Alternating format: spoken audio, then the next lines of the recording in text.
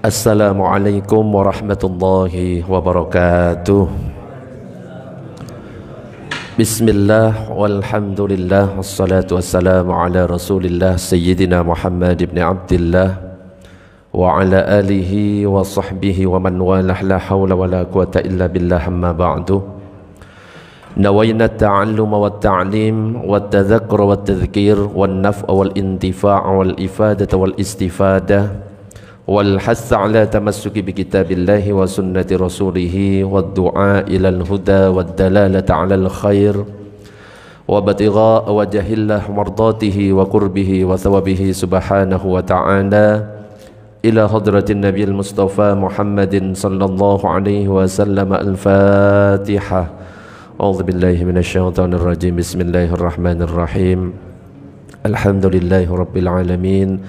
الرحمن الرحيم مالك يوم الدين إياك نعبد وإياك نستعين اهدنا الصراط المستقيم صراط الذين أنعمت عليهم غير المغضوب عليهم ولا الضالين آمين. Para jemaah, Bapak Ibu yang dirahmati oleh Allah, alhamdulillah pada kesempatan malam ini kita masih diberikan kesehatan oleh Allah, masih diberikan kesempatan untuk bisa melaksanakan sholat maghrib berjamaah. Mudah-mudahan kita senantiasa diberikan keistiqomahan oleh Allah, amin ya rabbal alamin. Jamaah Bapak Ibu yang dirahmati oleh Allah, pada kesempatan malam ini kita akan melanjutkan kajian 1 bulan yang lalu. Sempat sedikit membahas tentang masalah fikih, tetapi pada kesempatan malam ini saya khususkan untuk membahas tentang masalah solat. Dan insya Allah pembahasan solat ini, solat berdasarkan Al-Quran dan hadis, berdasarkan pemahaman dari para ulama. Karena kalau misalkan kita yang langsung memahami Al-Quran dan hadis, kira-kira bisa apa enggak Pak? Belum tentu bisa. Wong bahasa Arab nggak bisa. Tidak bisa kita langsung berfatwa hanya dengan membaca terjemah Al-Quran, membaca terjemah hadis, terus kita simpulkan sendiri, terus kita fatwakan. Justru itu bisa sesat, menyesatkan. Makanya ketika nanti ada ayat Al-Quran, ada hadis, maka kita lihat nanti penjelasan ulama tentang ayat itu seperti apa, tentang hadis itu seperti apa, sehingga kita tidak salah dalam menafsirkan, tidak salah dalam mensyarahi hadis itu. Karena terkadang kita itu seenaknya sendiri baca Al-Quran terjemahan, kemudian kita tafsirkan sendiri. Ada peringatan dari Rasulullah, man fassarul Quran bi ra'yihi muta'ammidan falyatabawwa maq'adahu minan nar. Siapa menafsirkan Al-Quran dengan pikirannya secara sengaja, siapkan tempat duduknya di neraka. Makanya alangkah lebih selamatnya kita kalau misalkan kita merujuk kepada ulama. Kenapa? Allah yang memerintahkan. Dalam Al-Quran itu disebutkan fas'alu ahladzikri in kuntum la ta'lamun. Tanya kepada ulama jika kalian tidak mengetahui. Insya Allah akan lebih selamat. Ibaratnya kalau kita mau ke Madura, terus kita berangkat sendiri, bisa nyampe, tapi kemungkinan kesasarnya besar. Tetapi ketika ikut orang Madura misalkan, yang faham daerah Madura, kira-kira lebih cepat nyampe atau pakai kesasar? Gak pakai. Kenapa? Karena dia sudah faham daerah Madura. Itu gambarannya. Para jamaah, Bapak Ibu yang dirahmati oleh Allah, kenapa ini saya bahas? Karena memang ini yang paling penting di antara amal-amal ibadah yang akan dihisab oleh Allah nanti di hari kiamat. Pertama kali adalah solat. Sebagaimana hadis yang diriwayatkan oleh Imam Tirmidzi, dikatakan inna awwala ma yuhasabu bihil abdu yaumal qiyamah min amalihi solatuhu. Sesungguhnya yang pertama kali dihisab dari amal seorang hamba pada hari kiamat itu adalah solat. Fa in saluhat faqad aflaha wa anjaha. Kalau solatnya itu baik, maka dia akan mendapatkan keberuntungan dan keselamatan. Sebaliknya, wa in fasadat faqad khaba wa khasira. Jika solatnya itu buruk, jelek, maka dia akan menyesal dan merugi. Makanya perlu bagi kita ini, insya Allah kalau solatnya baik akan berpengaruh kepada yang lainnya. Karena ada Al-Quran yang berbunyi inna solata tanha anil fahsya'i wal munkar, bisa mencegah dari perbuatan keji dan mungkar. Salat baik, maka yang lain akan ngikut jadi baik. Para jamaah, Bapak Ibu yang dirahmati oleh Allah, kalau kita berbicara tentang salat, maka dikatakan as-shalawatul khamsu fardu ainin ala kulli muslimin mukallafin. Salat 5 waktu ini hukumnya adalah fardu ain atas setiap muslim yang mukallaf. Di sini ada kata fardu ain. Fardu itu ada 2. Fardu ain, satunya fardu kifayah. Kalau fardu ain contohnya jelas, salat itu wajib bagi setiap orang. Kalau fardu kifayah contohnya salat jenazah, fardu kifayah. Salat jenazah ada berapa rakaat, Bu? Ada berapa rakaat, Bu? Ibu-ibunya bingung ya. Ada berapa rakaat, Pak, salat jenazah? 4 takbir. Enggak ketipu ternyata ya, tidak terjebak. Banyak yang salah. Saya ngisi di Diriorejo, salat jenazah berapa rakaat? 2. Salatnya sopo? 2 ya. Jangan sampai niru Abu Nawas. Abu Nawas itu pernah salat jenazah. Lupa beliau Abu Nawas itu pakai ruku. Allahu Akbar. Ruku. Allahu Akbar. Sampai salam. Hingga ada orang bertanya, "Hei Abu Nawas, iki sholat jenazah kok pakai rukuk, pakai sujud?" Loh, dia mikir, kan pinter Abu Nawas. Ini dosanya besar ini, makanya pakai rukuk dan sujud. Lah, jangan ngawur seperti Abu Nawas. Jadi sholat jenazah hukumnya fardu kifayah berapa? 4 takbir. Nanti akan ada pembahasan khusus tentang fikih sholat jenazah. Tapi ini masih fikih sholat secara umum. Jadi hukum sholat wajib 5 waktu fardu ain ala kulli muslimin atas setiap muslim mukallafin. Mukallaf ini tandanya adalah 1 balik. Balik itu ada tanda-tandanya. Nanti akan ada pembahasannya. Yang kedua berakal. Artinya orang gila wajib sholat atau tidak? Tidak. Seandainya ada orang lahir dalam keadaan gila, mati dalam keadaan gila, pertanyaannya masuk surga atau neraka? Masuk surga atau neraka? Apakah ada tempat di antara surga dan neraka mungkin? Nggak ada, tempat cuma 2, surga dan neraka. Pertanyaannya, saya ulangi, ada orang lahir dalam keadaan gila, mati dalam keadaan gila, surga atau neraka? Surga. Makanya Bapak Ibu kalau pengen masuk surga gratis, salah satunya jadi orang yoco. Jadi berakal, terus balik, terus sampai dakwah kepadanya. Ini nanti akan ada pembahasan lebih dalam.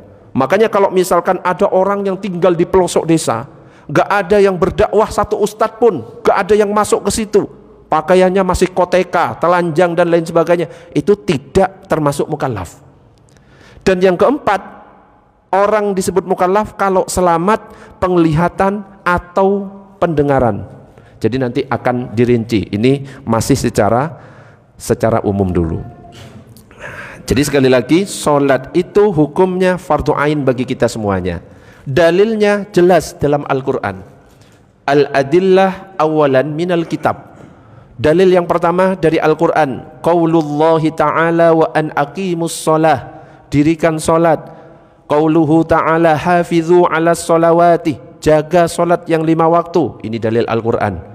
Ada lagi, inna sholata kanat alal mu'minina kitaban mawquta, sholat itu adalah fardu bagi kita semuanya yang ditentukan waktunya. Ada lagi, wa aqimis sholata inna sholata tanha anil fahsya'i wal munkar, dirikan sholat karena sholat bisa mencegah dari perbuatan keji dan mungkar. Ini baru sebagian. Banyak dalil-dalil Al-Quran yang mengatakan tentang kewajiban sholat. Kalau ada dalil Al-Quran, ada dalil hadis. Coba pertanyaannya Pak, sumber hukum Islam ada berapa yang menjadi rujukan kita? Sumber hukum Islam ada 2 apa 4? Kalau 2 itu apa?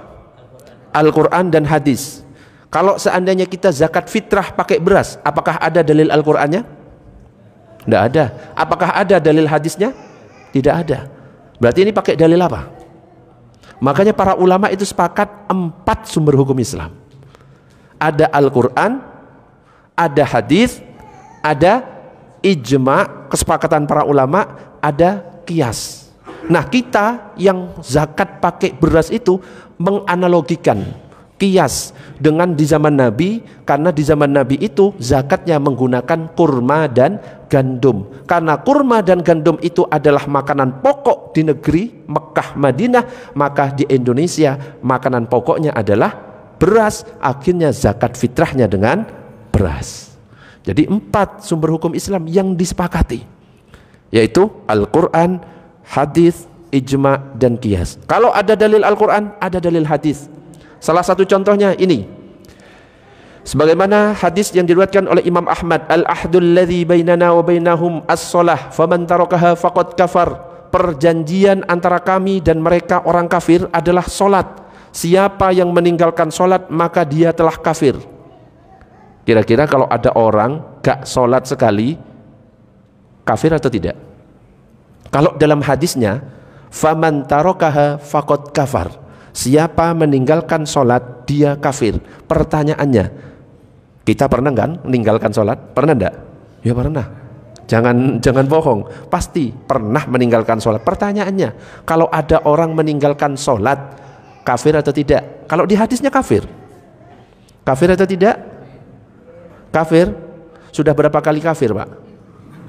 Meninggalkan sholat kita ya banyak. Kalau misalkan kita langsung memahami secara tekstual, berapa orang yang murtad gara-gara tidak sholat. Makanya para ulama itu merinci. Memang ulama 4 mazhab beda. Nah, ini salah satunya. Jadi kalau Imam Ahmad bin Hambal, mazhab Hambali itu agak kenceng memang. Ada orang tidak sholat sekali kafir. Itu mazhab Hambali. Tapi kalau mazhab Syafi'i itu dirinci menjadi 2. Ketika ada orang gak sholat, maka dirinci, dia meninggalkan sholat karena apa? Kalau dia meninggalkan sholat karena mengingkari kewajiban sholat, sholat itu gak wajib buat saya sudah sampai kepada Allah, hati saya nyambung, sholat gak wajib, itu baru kafir murtad. Tetapi kalau rincian kedua, dia meninggalkan sholat karena dia malas, cuma dia mengakui sholat wajib, cuma saya sibuk, sholat ini wajib, cuma saya malas, maka dia itu tidak kafir tapi fasik, pelaku dosa besar. Kalau dia tidak bertobat, maka dia nanti akan mendapatkan siksaan yang pedih.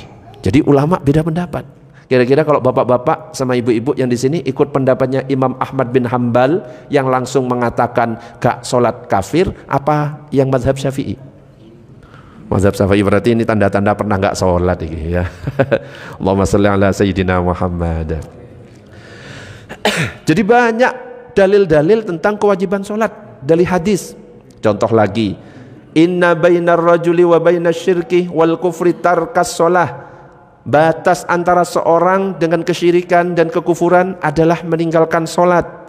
Bahkan Umar bin Khattab sampai mengatakan, la islam liman tarakas sholah, tidaklah disebut muslim bagi orang yang meninggalkan sholat. Mudah-mudahan kita semuanya istiqomah, amin ya rabbal alamin. Nah, ini baru muqaddimah, okay? Jadi biar enggak cuma satu arah, sampai di sini dari muqaddimah yang saya sampaikan mungkin ada yang mau didiskusikan. Monggo kalau misalkan ada yang mau didiskusikan, kita diskusikan. Kalau belum, saya lanjutkan. Ada? Ibu-ibu? Belum? Bapak-bapak? Masih lanjut? Monggo kita lanjut. Yang berikutnya, siapa yang wajib sholat? Nah, ini dikatakan innama tajibul maktubah ayis shalawatul khamsu ala kulli muslimin mukallafin ay balighin aqilin dzakarin aw ghairihi. Seperti yang sempat saya singgung, bahwa yang wajib melaksanakan sholat 5 waktu itu adalah orang muslim yang mukallaf. Mukallaf di sini dikatakan berakal dan dia sudah balik. Makanya kita insya Allah semuanya termasuk dalam mukallaf. Maka ayo kita jaga baik-baik sholat 5 waktu. Kalau bisa tidak ada uzur, lakukan sholat 5 waktu itu dengan berjamaah. Ini ada peringatan untuk kita semuanya. Sholatlah kamu di belakang imam, ya, sebelum kamu disolatkan di hadapan imam. Ayo kita sholat berjamaah sebelum kita disolatkan di depan imam. Dan yang perlu kita perhatikan, ketika kita sholat, mengingat pentingnya sholat, maka lakukan sholat itu dengan ilmu. Jangan cuma ikut-ikutan. Kalau bisa, ya, kalau bisa kita fahami pendapat-pendapat para ulama supaya apa? Kita tidak mudah menyalahkan juga. Makanya Ibnu Ruslan mengatakan wa kullu man bighairi ilmin ya'malu a'maluhu mardudatun la tuqbalu. Orang yang beramal dengan tanpa ilmu, maka amalannya ditolak, tidak diterima. Begitu juga dengan sholat. Sholat ini sudah ada peringatan dari Nabi, sallu kama ra'aitumuni usalli. Sholatlah kamu sebagaimana kamu melihat aku sholat. Pernah lihat Nabi sholat, Pak? Belum kan? Nah, ini yang jadi masalah. Kalau sahabat bisa, karena ini ngomongnya kepada sahabat, sallu kama ra'aitumuni usolli, salatlah kamu sebagaimana kamu melihat aku salat. Kalau sahabat bisa langsung. Yang jadi masalah kita yang hidup 15 abad setelah Nabi tidak bisa langsung melihat salatnya Rasul. Lalu dari mana kita tahu cara salatnya Nabi? Tentunya dari siapa? Dari para ulama. Makanya harapan bagi kita itu, ilmu kita itu nyambung sanadnya sampai Rasulullah, jangan sampai terputus. Harus ada gurunya. Malam yakun lahu syaikhun fasyaihuhu syaiton. Siapa yang enggak punya guru, maka gurunya itu syaiton. Jadi jangan cuma belajar secara otodidak sendiri. Boleh kalau untuk menambah wawasan, tapi pastikan kita punya guru untuk jadikan rujukan, sehingga nanti ilmu kita itu akan nyambung. Si fulan belajar ke si fulan, belajar ke gurunya, terus nyampe ke gurunya, gurunya akhirnya nyampe ke sahabat, sahabat ke Rasulullah, Rasulullah ke malaikat Jibril ke Allah Subhanahu wa taala. Nyampe ilmu itu. Jangan sampai saya belajar dari Nizam belajar dari Google. Wes, keputus. Bahaya kalau kayak gitu. Makanya itu pentingnya kita belajar dengan guru. Nah, ini Allah berfirman dalam surat An-Nahl ayat 43, fas'alu ahlaz zikri in kuntum la ta'lamun. Tanyakan kepada ulama jika kamu tidak mengetahui. Jadi kalau misalkan ada orang, saya bermadhab Syafi'i, oh saya bermadhab Hambali, saya bermadhab Hanafi, saya bermadhab Maliki, itu bukan berarti meninggalkan Al-Quran terus pilih madhab, bukan. Tapi itu maksudnya adalah orang yang bermadhab itu ikut Al-Quran dan hadis berdasarkan pemahaman ulama 4 madhab. Karena memang mereka yang sudah diakui keahliannya, bahkan sepakat sebagai mujtahid mutlak. Allahumma shalli ala sayyidina Muhammad. Jadi nanti ketika kita sholat itu akan ada pembahasan tentang rukun-rukun, akan kita bahas satu persatu mulai dari takbiratul ihram sampai salam. Hadisnya seperti apa, Al-Qur'annya seperti apa, pendapat ulama seperti apa, sehingga kita nanti tidak mudah menyalahkan.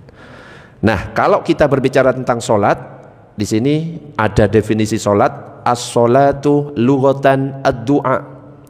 Sholat itu secara bahasa artinya doa. Sedangkan secara syariat, aqwalun wa af'alun makhsusatun muftatahatun bitakbir muhtatamatun bitaslim. Ucapan-ucapan, perbuatan-perbuatan tertentu yang dibuka dengan takbiratul ihram, diakhiri dengan salam. Makanya nanti ada ucapan-ucapan yang memang harus diucapkan. Contohnya Al-Fatihah. Banyak orang yang membaca Al-Fatihah cuma di dalam hati. Pertanyaannya, orang yang sholat baca Fatihahnya cuma kertek atau lintaskan di dalam hati, sah atau tidak? Tidak sah. Yang disebut membaca itu adalah minimal terdengar oleh telinga, jadi nggak sah. Atau kita cuma menggerakkan mulut tanpa ada suara, itu tidak dikatakan membaca. Nah, ini nanti akan dibahas. Apakah nanti bismillah itu dijaharkan atau disirkan, dikeraskan atau dipelankan saat ngimami, itu juga akan dibahas dari 4 mazhab. Apakah pakai bismillah atau nggak pakai bismillah, itu juga akan dibahas satu persatu. Ini baru muqaddimah. Makanya nanti yang harus kita ketahui, rukun qauli itu ada 5. Ini minimal terdengar oleh telinga. Takbiratul ihram, Allahu Akbar. Pertanyaannya, ada orang takbir gak menyebutkan Allahu Akbar, hanya mengangkat tangan. Ini yang pertama. Yang kedua, Ada yang mengucapkan Allahu Akbar tapi nggak pakai angkat tangan. Allahu Akbar. Pertanyaannya, antara yang satu dan yang kedua, yang sah yang mana? Yang mana? Satu apa dua? Kenapa kok yang kedua? Karena yang dihitung adalah ucapan. Kenapa? Ini, takbiratul ihram termasuk rukun qauli, bacaan, bukan termasuk perbuatan. Jadi yang dihitung yang mengucapkan. Makanya bapak-bapak atau ibu-ibu kalau cuma takbir, angkat tangan, gak pakai Allahu Akbar, tidak sah sholatnya. Yang afdol kayak gimana? Angkat tangannya, ucapkan Allahu Akbar, itu yang paling afdol. Nanti masalah ngangkat tangan akan dibahas lagi. Apakah lurus dengan telinga, apakah di depan dada, nanti akan ada dalil masing-masing. Ini nanti yang insya Allah akan kita bahas. Ini baru definisi dan muqaddimah dari salat. Allahumma shalli ala sayyidina Muhammad. Sampai di sini mungkin sudah ada yang pengen bertanya dari Bapak atau Ibu? Kalau ada monggo, kalau belum saya lanjutkan baru masuk ke cara salat. Monggo kalau ada pertanyaan.